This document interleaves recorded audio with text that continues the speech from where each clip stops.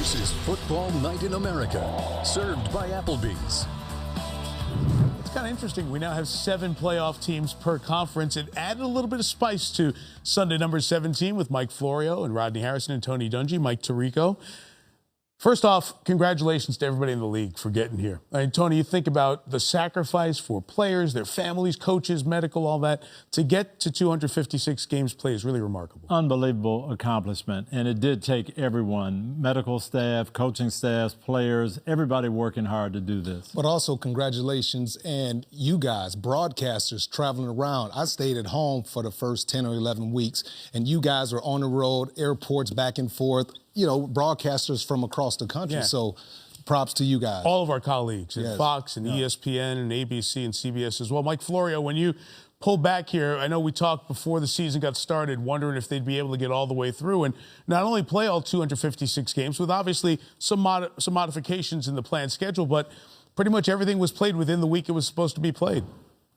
Yeah, and 2 points for me. First, if you had told me back on Labor Day weekend how bad things would have gone beyond the football world, from the infection rates and the death rates and the numbers just going completely out of whack, I'd have said there's no way we're getting the whole season. And so that makes what they've accomplished even more impressive. And then the willingness to change on the fly. The NFL doesn't have a longstanding reputation for flexibility. It tends to be set in its ways. It doesn't like to change in the middle of a season. It pivoted where necessary to improve the protocols, keep people safe, adjust to the adjustments in the virus, and get things on track. And to get all the games in 17 weeks is incredible. We thought an 18th week was a given, didn't we? Yeah, and absolutely. The fact that they didn't need an 18th week is the most amazing aspect of all of this. It's one of the finest hours for Roger Goodell, the commissioner, Alan Sills, the doctor who's the chief medical officer for the NFL, football operations, all of that stuff. All right, to what happened as we now get down and whittle it down to 14 teams. Why don't we spend some time in the AFC, because the Kansas City Chiefs were the champs, and they're the 1 seed. But the Buffalo Bills, when you pull back, to watch Buffalo emerge this season, as they did on the final Sunday of the season, that's the one maybe when I step back, say, I didn't see that coming this year. No, and you really have to give their whole coaching staff and their team credit. We saw them play against Kansas City, and Kansas City ran the ball on them, pretty much dominated the game. And then they went to Arizona and lost the heartbreaker. And you think, well, they're going to be good, but, you know, maybe they're a year away. And they went on a streak, and they got as hot as anybody. I look at Josh Allen, and there's a distinct difference between being a leader and being a great football player. And I know he's a great football player, but he's a great leader, too. And that's what keeps bringing me back to Josh Allen and makes me believe in Josh Allen, because I had a great leader in Tom Brady as my quarterback. And the guys really liked him. The guys believed in him. They trusted him, and they took their game to the next level. So Josh Allen is really impressive to me. I'm glad you brought that point up, because I had their Sunday night game against Pittsburgh that we had on NBC, and you know, I had a game of theirs last year. And Josh Allen was kind of fun. It was new. It was exciting. This was a more business-like Josh Allen. So your read is dead on. He and the people around that building know it too. And he's ready to really be embraced as that next Jim Kelly figure in Buffalo and be the leader of that franchise. And you know what I think really helped him was getting Stephon Diggs. Oh, yeah. All of a sudden, I've got to work with a veteran receiver, and Stephon Diggs pushed him. And they are the hottest combination in football right now. And, Coach, when you see it as a player, I sit back and I watch it, and a lot of times you can see the phoniness. It's genuine. It's real. And I look at Buffalo, the way they play, the way they trust and believe it. I don't care what the numbers and stats say. They believe in one another. And Mike Florio, it's one of the curious stories as we watch the postseason. Buffalo will open against Indianapolis, and there will be some fans, that's the plan, in Orchard Park, which has not happened all year. So that will only add to this really feel-good story of Buffalo returning to the division championship for the first time since 1995. Yeah, 6,700 fans for the wild card game against the Colts. And I think there is a dramatic difference, even with only 6,700 versus 0, because it will be as loud as it can possibly be with those people there. And for the Bills, they've wanted to be able to interact with their fans. You know, you mentioned Josh Allen. I think there were 2 key moments for him. One, when his grandmother passed, and there was the outpouring of support, the hundreds of thousands of dollars that were raised in honor of his grandmother. I think that cemented the bond with Buffalo. And then the Hail Murray. They've been a different team since the Hail Mary. They went into their bye week, and they resolved to get better. They've won every game by double digits since then, and they keep getting better and better and better each week. And that just seems to be the spark that has led to this. And I think they're a team that has to be taken very seriously in the postseason. And I look at Brian Daboll, and we mentioned Josh and other people around him, but Brian Daboll, offensive coordinator, I was with him in New England, and to me, he's done a wonderful job. He's really calmed Josh Allen, his creativity offensively. I think he's been wonderful. And Leslie Frazier on the other side. They lost a lot of players off that defense from last year, and they have just gotten better as the season's gone on. They're doing a great job. So that's Buffalo's story. And Pittsburgh, Tennessee, Indianapolis. It's like the last car in NASCAR that gets the extra lap when a yellow flag comes out. They're the 7 team. They're the team that just makes it in under the wire here. I think all of those teams had playoff hopes going in. They were good stories. But the big story in the AFC other than Buffalo is Cleveland. 2002, Tony, for those folks and what they've gone through with the Browns and all the quarterbacks and the head coaches and trying to figure it out every year, what a weekend it is to sit back and see the Browns back in the postseason. No, Cleveland is a great football town. They drafted Baker Mayfield, first pick in the draft. They expected this, and it didn't happen. And they went through different coaches and different people who were going to fix him. And Kevin Stefanski came in, and he wasn't worried about fixing Baker Mayfield. We're going to get this team physical. They're going to be tough. We're going to play a style of play that's Cleveland. And they've done that. And in the process, Baker is playing better. And it's amazing, too, because when he came in, like you talked about changing the culture, he changed the entire locker room. You look at the locker room, you don't hear any distractions. You don't hear guys commenting about other people. You just see nothing but a lot of positive energy coming out of there, Mike. Mike, your thoughts on the Browns? With Kevin Stefanski, what he's done to stabilize the dysfunction that still lingered last year. It felt like they were moving things in the right direction in 2018 after the firing of Hugh Jackson. Freddie Kitchens did such a great job with Baker Mayfield as a rookie. He was the no-brainer. I supported at the time just seeing what he can do. Let's see what he can do. Well, it didn't work. And to their credit, they didn't double down. They admitted this isn't working. They got the guy that they arguably should have hired instead of Freddie Kitchens, and it's worked. And Stefanski, I think with Brian Flores and the Dolphins not making it to the playoffs, and with the Browns making it, I think that gives Stefanski Coach of the Year. And he deserves all the credit and praise he's going to get for taking this team and making it into a playoff representative. I think you're right, and full credit to Rodney. When we gathered during the week to talk about what's coming up in the week ahead, Rodney, you stopped me when I said Flores, and you said, wait a minute, don't forget Kevin Stefanski. And after thinking about it and see what happened this week, you're right on the money with that. Yeah, and Brian Flores, he did a wonderful job. He came in there, and, but I look at Cleveland, and we talk about the change of culture and how difficult it is. There's still teams in the National Football League. They're still trying to change their culture. Yeah. He did it in 1 year and made the playoffs. 15 years. This wasn't just a short-term deal. This has been long-term in Cleveland. One last point before I pivot to the game next week.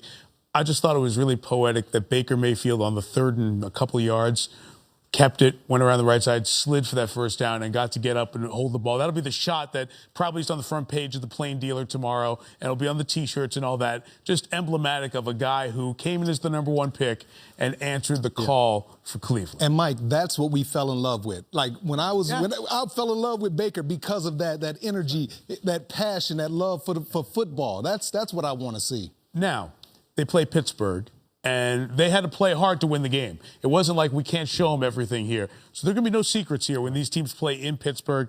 Big Ben was kicking back with the dogs and the family, just hanging out, watching the game at home, and so was T.J. Watt.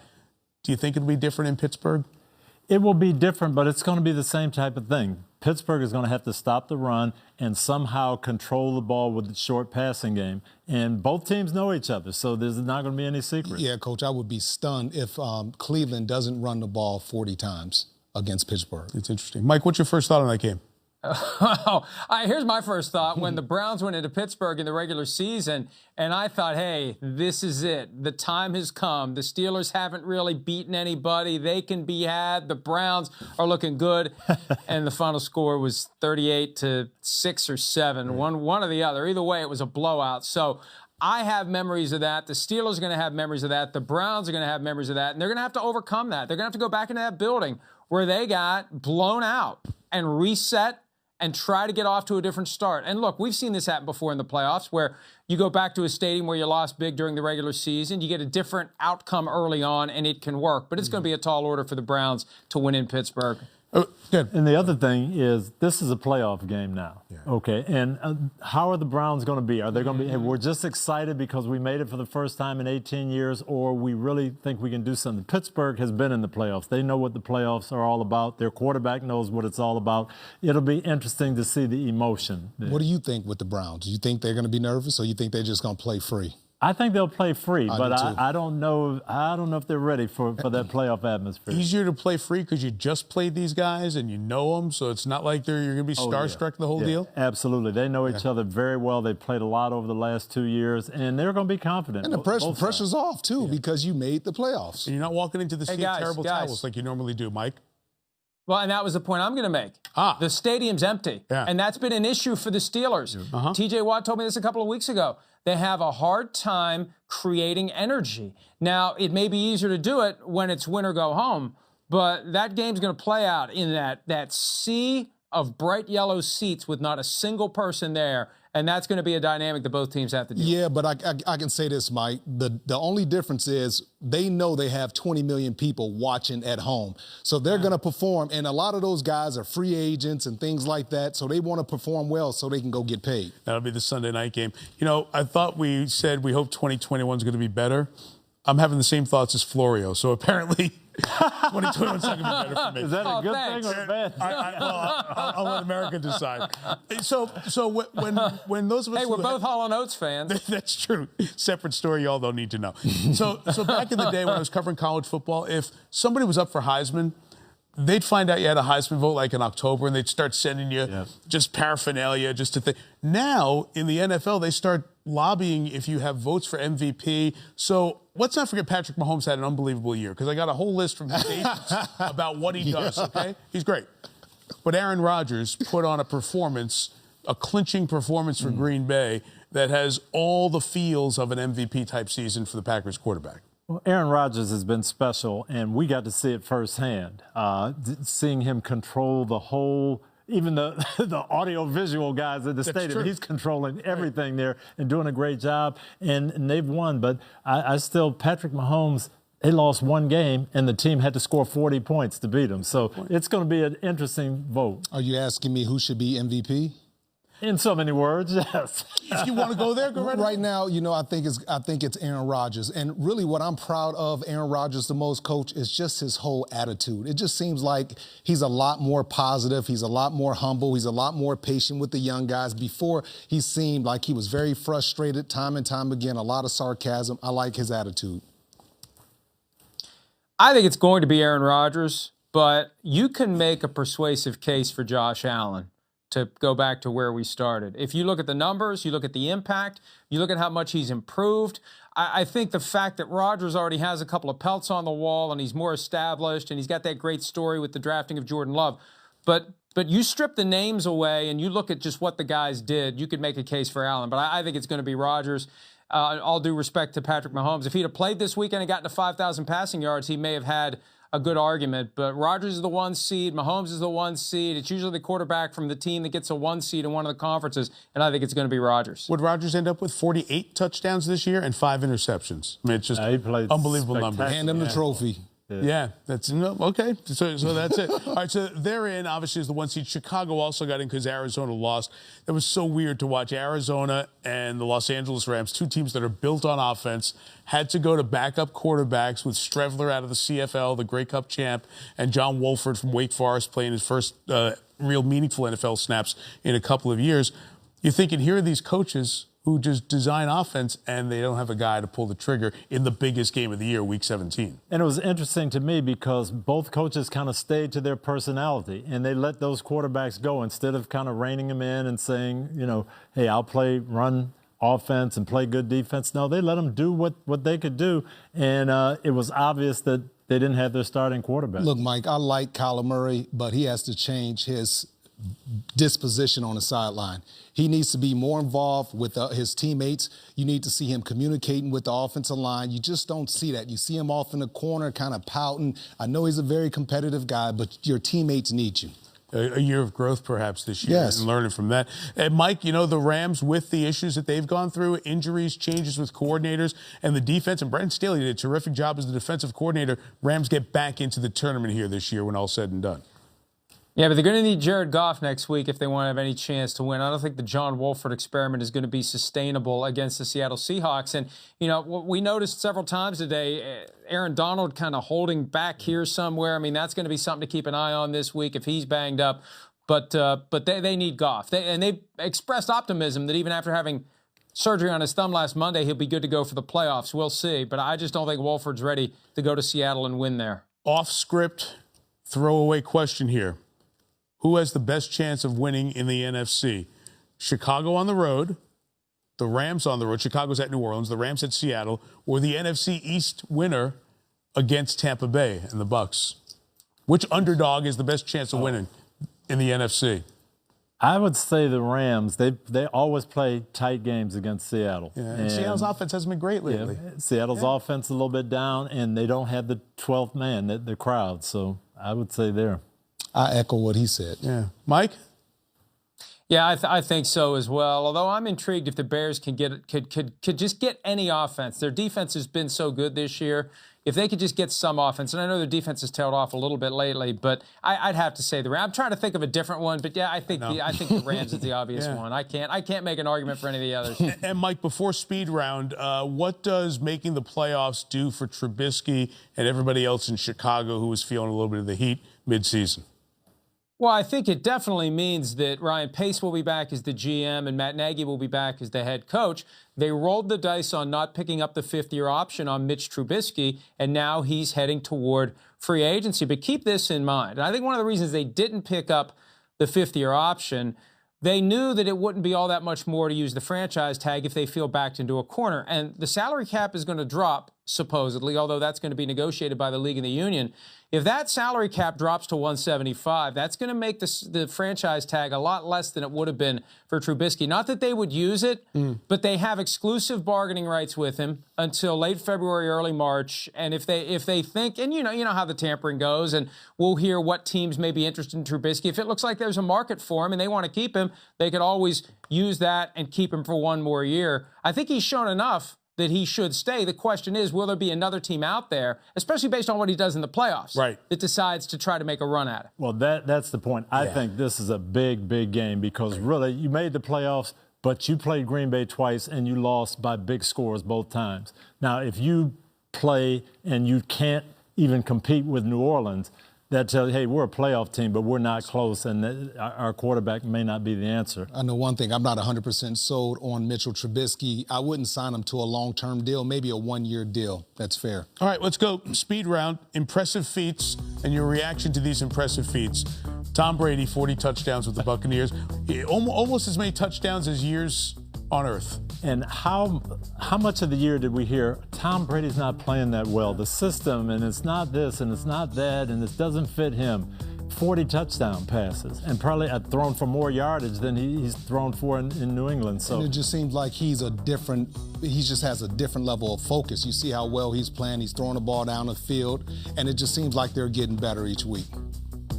One of the big problems for the Browns in 2019 was they failed to properly manage expectations for the media and the fans. And I think the Buccaneers really mishandled early on, not reeling in this idea that they were a team that was bound for great things, because it took them a while to find their footing. And it worked out at the end of the day, but there was this lingering, nagging sense early on that they weren't going to be as good as they ended up being, because they embraced this idea that you just add Tom Brady and Rob Gronkowski and Antonio Brown and everything's instantly going to be better. It took some time, but that's the dangerous part.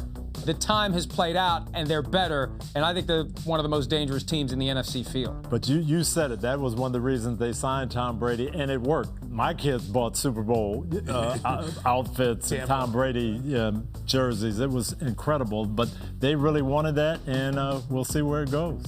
Wait, your kids bought Tom Brady jerseys? Yes. That's so nice. Wait. You never told me that. Yes. Don't do that to you. Really? That's wrong. I'll show you the picture. That's wrong. When I wrote down Brady's stats this year during football night, I wrote down 14 interceptions, and immediately I thought of being here 1 year ago, talking about Jameis Winston throwing 30-plus interceptions, right? That's 16 fewer times you gave the ball away. What a difference that makes. Also the leadership that he brings. Yep. Derrick Henry, 2,000 rushing yards, 5th best rushing total in a single season in NFL history. Yeah, incredible. And he did it week in and week out with the target on him. Everybody going in saying, we got to stop Derrick Henry, and nobody could do it. Guys, every single week we talk about Derrick Henry and the impact that he made, but what about that offensive line? That offensive line has been terrific, and without that offensive line, he wouldn't have 2 Gs. 2,000 yards. You know, there's the argument that we hear from time to time about don't pay running backs, and plenty of running backs prove that argument, but Derrick Henry got paid, and he had that incredible year. And, you know, for a while it looked like he had a shot at 21.05, and it's amazing he got as close as he did to it today. Yeah, it's interesting, Mike, that you mentioned that. My friend Jim Gray texted me, and he was texting back and forth with Eric Dickerson, because Dickerson was wondering if the game goes to overtime, his single-season all-time record of 21.05 might go down, but it did not. It still belongs to Eric Dickerson. But Derrick Henry wasn't the top rusher of the day with 250 yards. Jonathan Taylor, Indianapolis Colts, 253 in a game that they needed his rushing yardage against Jacksonville. And my partner Rodney Harrison keeps saying, run the football, use those running backs. He and Hines have been tremendous, and Jonathan Taylor really pushed them into the playoffs. As much as I like Phillip Rivers, and he's the ultimate competitor, but he cannot make the big throws when needed. That's why you keep the ball out of his hands, run the football. Jonathan Taylor is an excellent football player. Run the football. And he had so much wear and tear at Wisconsin. I was concerned how he'd hold up in the NFL. This is the time of year where they're supposed to hit the rookie wall. The rookie wall hit him, and off he goes. And it really is amazing. And you know, look, we're going to all be leaning toward the Bills in this game. But if you can run the ball like that in January, you are a team that can win in January. And doing it without the tackles, and Anthony Costanzo being done for the season, I didn't think Indy would be able to run for 253. And what happened to this passing lead? The Ravens ran for 406. It's Derrick Henry 2,000. It's 2 guys over 250. And the Ravens ran for 406 in the game today. Coach, I've never been around where I've seen a team run for 400 yards. I mean, this is a different football game. See, this is just different football. The way they play, it's just different, Mike.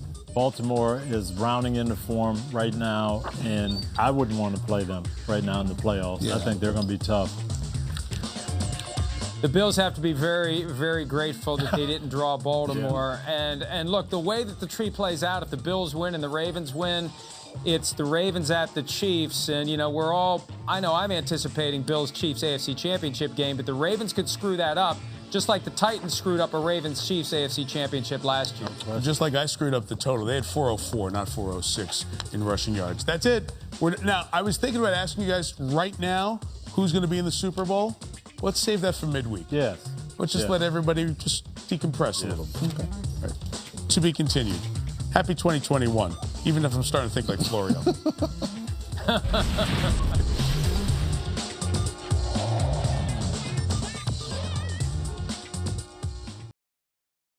Hi, I'm Mike Tirico, and thanks for watching. Make sure to hit subscribe for the latest news and highlights from NBC Sports.